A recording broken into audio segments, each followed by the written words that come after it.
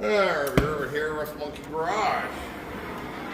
So, by Chuck, melting down some silver here at Rust Monkey Mining and Metals to return rust to gold.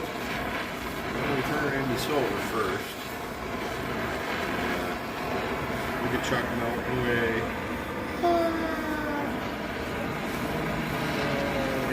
Oh my, look at that. Terminator.